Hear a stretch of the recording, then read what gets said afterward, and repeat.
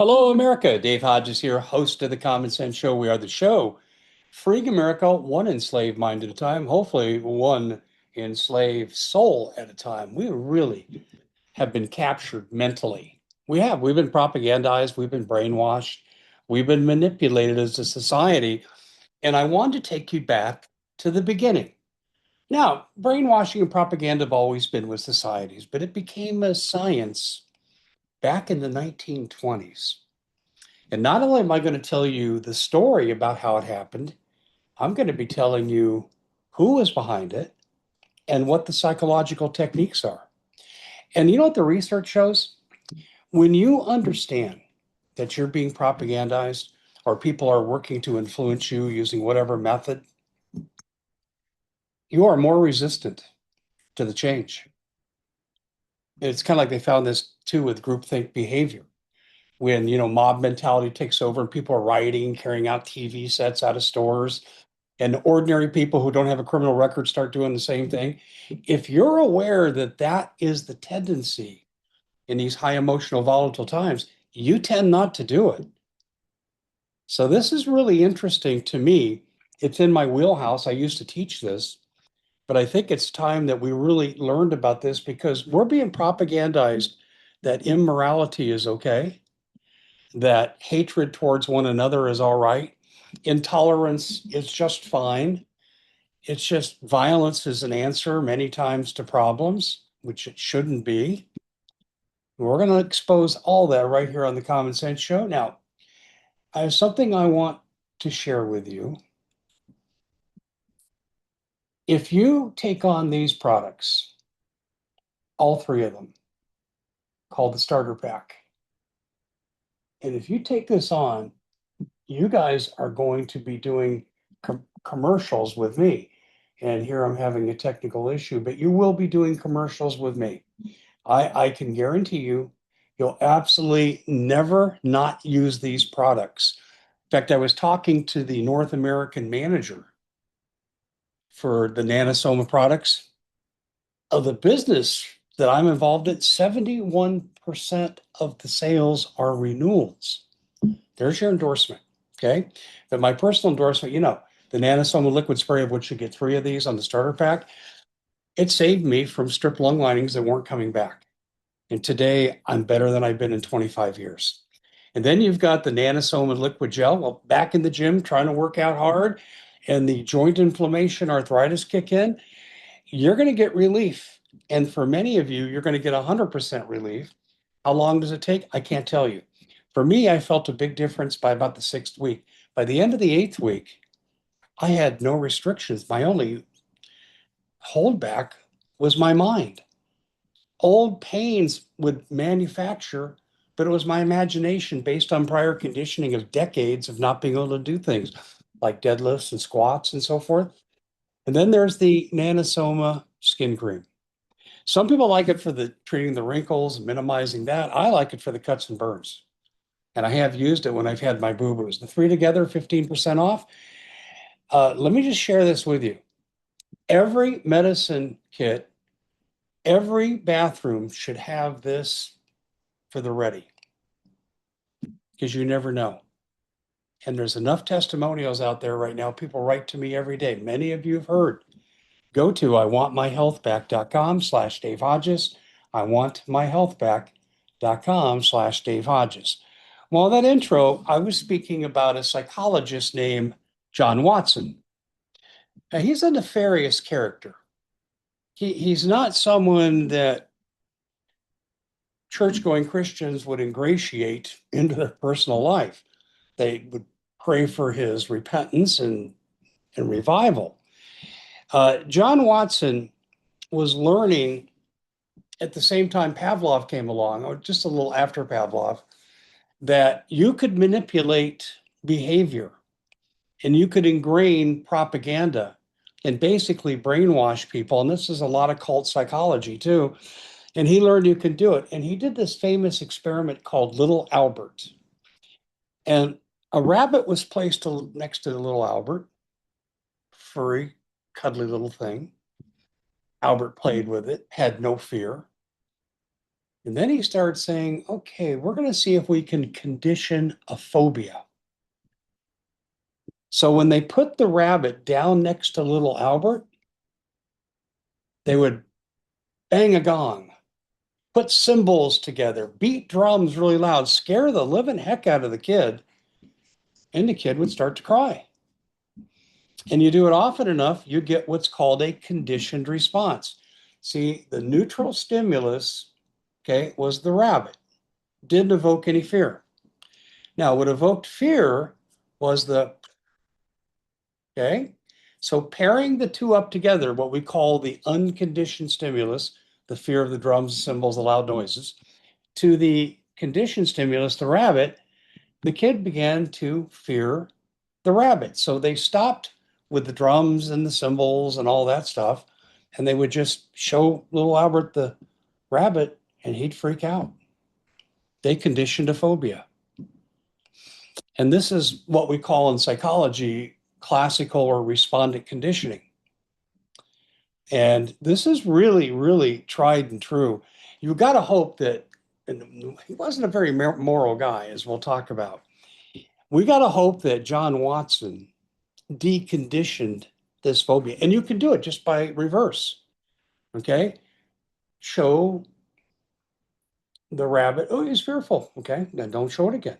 What you do then is bring in a toy he likes and then associate the toy with the rabbit and start having the toy look more and more like a rabbit. And you're conditioning him to like things that look like rabbits, and you can decondition the phobia. Again, that's classical conditioning in reverse, called reverse reinforcement. Now,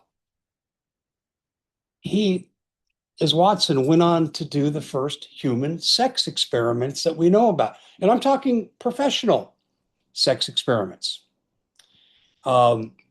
He was a participant observer.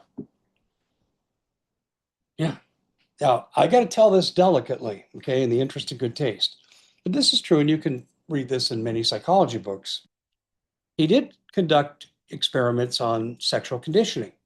What kind of things that are associated with sex, and you see the conditioned stimulus, and it can evoke desires and so forth. His subject, Rosalie Rayner.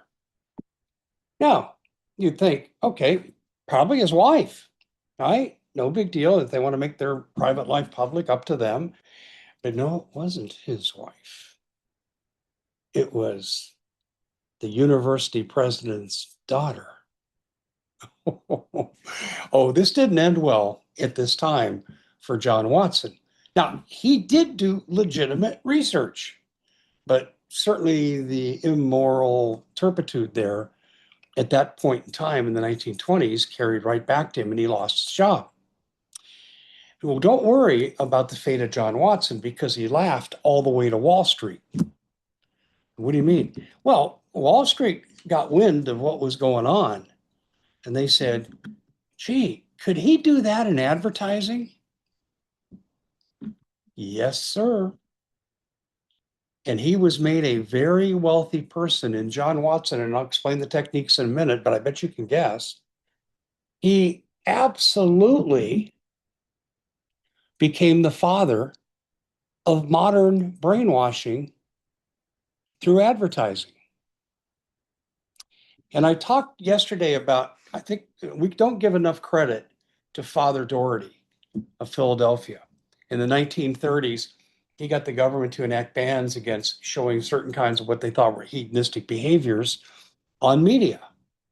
And for 32 years, it worked, courtesy of the Catholic Church. And we did a whole piece on that yesterday.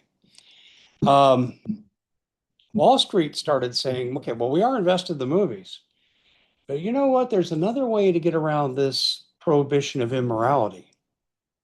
Just insinuate things. And yeah, this was a time too when women couldn't smoke in public until John Watson came along. So let's get down to a couple of things. If women smoked at this time, they had to do it very, very privately because it wasn't ladylike. Okay. Now, what they started to do is he started to show images and advertising of powerful, beautiful women smoking. You have the unconditioned stimulus, the cigarette, with the appearance of success, beauty, possible fame and fortune. And the two began to be paired together enough to where the sight of one led to the feeling of the other. And so, therefore, a whole generation of women were growing up watching this advertising and saying, if I want to be rich, powerful, sexy, beautiful, all that, well, then smoke, because that's what these women who are like that do. Typical classical conditioning. But you could do it with anything. Hitler copied this, or I should say Goering did, or no, probably Goebbels, in Nazi Germany. What they used to do in the movies, and this is where my ancestors told me these stories, and I think you can probably find examples of it on YouTube, but you would see a Nazi propaganda clip, like a news short. Back in the old days, they'd play the news before the movie because there wasn't TV. A lot of people still didn't have radio. So people would go to the movies, pay their nickel, watch the news, and then watch the movie. Well, in Nazi Germany, the news became propaganda against the Jews to justify what was coming. And so what they would do is they'd show a rat scurrying in the corner. You'd have the narrator say, look at this terrible disease-infested rat, ready to make everyone around them sick. Do you remember the plague? And then you'd see on the back wall Juden, okay? And then you'd see Jewish people. You'd see a yellow star of David maybe portrayed. And what they tried to do was typical classical conditioning, that the sight of one evokes the emotion of the other. And so people were slowly propagandized to think all Jews are bad. All Jews are against Germany. All Jews, all they care about is money. And these are things they portrayed in this. Now, my Freiburg side of the family was telling me about this ever before I got into psychological studies. I didn't take my first psychology class until my senior year in high school, and I was hearing about this stuff in the fifth and sixth grade. And I thought, this is so fascinating. Probably really prompted me to want to study psychology. No, not to propagandize people, to help people. But I found this to be fascinating. Horrible, yes. And they also showed the ability to increase the intensity of the emotion using certain reinforcement techniques. I won't go into the detail here, but it was progressive. First, it was let's just kick the Jews out of their jobs of importance, like university professors, bankers, and so forth. And then we really don't think you can hold jobs at all. And then the real persecution came. So they did it progressively, all following the field of psychology and the early work of John Watson. Now, as immoral as John Watson showed he was not an enabler of the Holocaust. I don't want to imply that at all. He was not. But really fascinating was the fact that we still see his model imprinted today all over. And we get propaganda too. We have propaganda in our government schools. Some of it's positive. I pledge allegiance to the flag, one nation under God. Okay, that's great. Liberty and justice for all. We want to give kids those values. I don't have any problem with that kind of conditioning. But the curriculum in the public schools, without going into a lot of detail, a lot of things have changed. A lot of things. From the first time that I taught a history class, I don't want to tell you how long ago. Okay. When I was 23 going on 24 to today, history classes are not the same. And you ask anyone who's taught over 25, 30 years, they'll tell you the same thing. And it's part of the conditioning process. The government's saying we want people to behave and act in a certain way. The whole system of education was set up that way. They wanted to educate people to the sixth grade. This is the Rockefeller Carnegie model. And they wanted people to be smart enough to do their job, but not so smart they'd question authority. So they would condition out the questioning. And they tried to make it like a military boot camp. That's right. And they tried to make it like an assembly line. You go to your first period in one class, you move down the assembly line to your second period, assembly line to your third period, and so forth. And every step was programmed to give desired response and results. And a lot of that's not bad. If you're learning real skills and knowledge, there's nothing wrong, but nothing like a little propaganda to be mixed in. Okay. And we won't talk about No Child Left Behind, but this really was an outgrowth of all this. So John Watson was the father of modern psychological brainwashing and propaganda. It's also the basis of cult behavior. And I'm not going to take the time to go into this today, but this does have universal impact. Now, for you people who think, well, I want to read about this and learn how to use these techniques on people. Okay, the only thing I ask is to use it for the good. Okay, use it for the good. But you see that early in dating too. Guys give flowers, take his girlfriend out to dinner, and he becomes associated with, okay, the romance and the loveliness of flowers. And then, of course, a basic need of food that he provided. Okay, a lot of psychology in our life. It can be a good thing, it can help people reach their potential, but it can be a negative thing, like in the Holocaust and the propagandizing of an entire nation of Germany. And I want to stop here and say this for a second. A lot of people today criticize Roosevelt, and there is room for criticism. I mean, he wanted to pack the court. Does that sound familiar? Okay, because he wasn't getting his way on the second New Deal. And he did a lot of things that I thought were very radical and almost communist like. He really cheated the veteran bonus army people from World War One, refused to pay, and then had the troops basically beat the crap out of them when they formed encampments outside the Capitol. A lot of things I didn't like about him, but I'll tell you what I did like about him. He knew how to calm the masses. We could have gone the way of Nazi Germany and had a Hitler. And Roosevelt on his worst day is better than Hitler on his best day. And he would do his fireside chats and he would come out and he says, the only thing we have to fear is fear itself. And that's very biblical because we're told in the Bible to fear not. And then he'd go on to say, I know things are hard, but if we keep going forward and we stay with the process of what we're doing, we will come out the other end and be successful. Now, his policies really didn't work. It was the World War II need for manufacturing and the fact the rest of the world was destroyed economically. And this is what really led America to prominence. But he could have been a lot worse. America got lucky having a Roosevelt and not a Hitler. But he used those same psychology techniques in the fireside chats. And that was for the good because it calmed the people. When he died, I've gone back and looked at the newsreels and read some of the primary source material. This country was shattered emotionally. It was bigger than Charlie Kirk. And we know what a reaction that brought. So anyway, I just thought I would bring this to you. I thought you might find it interesting. Like I said, though, you learn about this stuff, you have to do the best for people around you. And nothing wrong with buttering up your loved one using these techniques. You're doing it already anyway. You may just not know what to call it.